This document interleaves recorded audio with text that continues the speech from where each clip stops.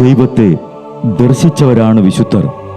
ആ വിശുദ്ധരോടൊപ്പം മാലാഖമാരുമായി സ്വർഗീയ ആനന്ദത്തിൽ ആയിരിക്കുന്ന ഞങ്ങളുടെ വാത്സല്യനിധിയായ അമ്മ ത്രേസ്യാളിൻ്റെയും പ്രിയ സഹോദരങ്ങളായ മണിദാസിൻ്റെയും ബ്രൈറ്റിൻ്റെയും പാവന സ്മരണയ്ക്ക് മുൻപിൽ ബ്രൈറ്റ് ഗ്രൂപ്പ് ഓഫ് അക്കാഡമീസ് പ്രാർത്ഥനാപൂർവം സമർപ്പിക്കുന്നു ഇന്നത്തെ വിശുദ്ധർ.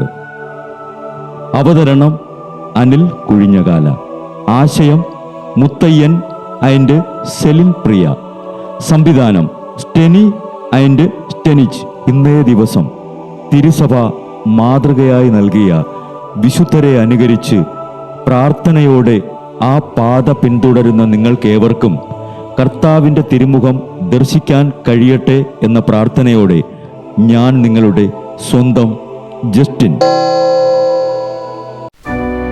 ഇന്ന് ആഗസ്റ്റ് 13 വിശുദ്ധ പോൺഷ്യൻ മാർപ്പാപ്പയും വിശുദ്ധ ഹിപ്പോളിറ്റൂസിൻ്റെയും തിരുനാൾ. ഉർബൻ മാർപ്പാപ്പയുടെ പിൻഗാമിയാണ് റോമാക്കാരനായ പോൺഷ്യൻ മാർപ്പാപ്പ. 230 അദ്ദേഹം മാർപ്പാപ്പയായി തിരഞ്ഞെടുക്കപ്പെട്ടത്. അദ്ദേഹം നടത്തിയ ഒരു സൂനകദോസാണ് പ്രസിദ്ധ ദൈവശാസ്ത്രജ്ഞനായിരുന്ന ഒരിജന് മഹറോൻ ശിക്ഷ നൽകിയത്. 235 മാക്സിമിനൂസ് ചക്രവർത്തി അദ്ദേഹത്തെ സർദീനിയ ഖനികളിലേക്ക് നാടുകടത്തി. പിൻഗാമിയെ തിരഞ്ഞെടുക്കാനുള്ള സൗകര്യത്തിനു വേണ്ടി അദ്ദേഹം മാർപ്പാപ്പ സ്ഥാനം രാജിവെച്ചു. വിപ്രവാസത്തിലെ കഷ്ടതകൾ നിമിത്തം 235 തന്നെ അദ്ദേഹം ദിവംഗതനായി. കലിസ്റ്റസ് മാർപ്പാപ്പ കഠിനമായ പാപങ്ങൾ കൂടി അനുതപിച്ചാൽ മോചനം നൽകാമെന്ന് തീരുമാനിച്ചപ്പോൾ പ്രസ്തുത അഭിപ്രായത്തെ എതിർത്ത ഒരു റോമൻ പുരോഹിതനാണ് ഹിപ്പോളിറ്റൂസ്. അദ്ദേഹം തൻ്റെ അനുഭാവികളുടെ സഹായത്തോടെ 217 ബദൽ മാർപ്പാപ്പ തിരഞ്ഞെടുക്കപ്പെട്ടു. 235 പോൺഷ്യൻ മാർപ്പാപ്പയോടൊപ്പം ഹിപ്പോളിറ്റൂസും സർദീനിയയിലേക്ക് നാടുകടത്തപ്പെട്ടു. അവിടെ വച്ച് അദ്ദേഹം തിരുസഭയോട് രമ്യപ്പെട്ടു. മാർപ്പാപ്പ സ്ഥാനം ഉപേക്ഷിച്ച അദ്ദേഹം 235 സർദീനിയയിൽ വെച്ച് തന്നെ മരിച്ചു. വിശുദ്ധരെ, ഞങ്ങൾക്കും തിരുസഭയ്ക്കും വേണ്ടി ഇപ്പോഴും എപ്പോഴും പ്രാർത്ഥിക്കണമേ.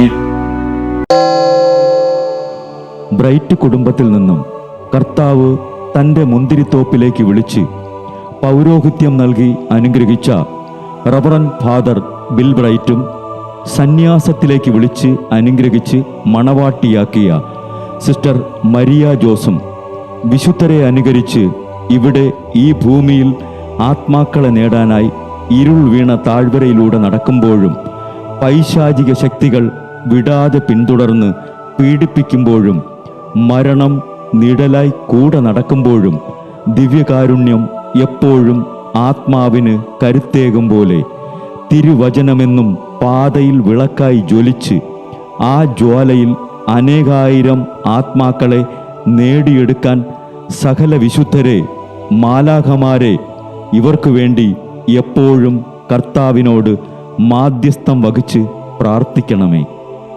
അനുദിന വിശുദ്ധർ നടന്ന വഴിയെ നടക്കുന്ന ഇവർക്ക് പിന്നാലെ കൽപ്പനകൾ പാലിച്ച് കരുത്തോടെ നടക്കുന്ന ഞങ്ങളും ഞങ്ങളുടെ പ്രിയപ്പെട്ടവർക്ക് അരികിലെത്തി നിത്യസൗഭാഗ്യം പങ്കിടാൻ അനുഗ്രഹമരുളണമെന്ന് കർത്താവേ, അങ്ങയോട് ഞങ്ങൾ പ്രാർത്ഥിക്കുന്നു.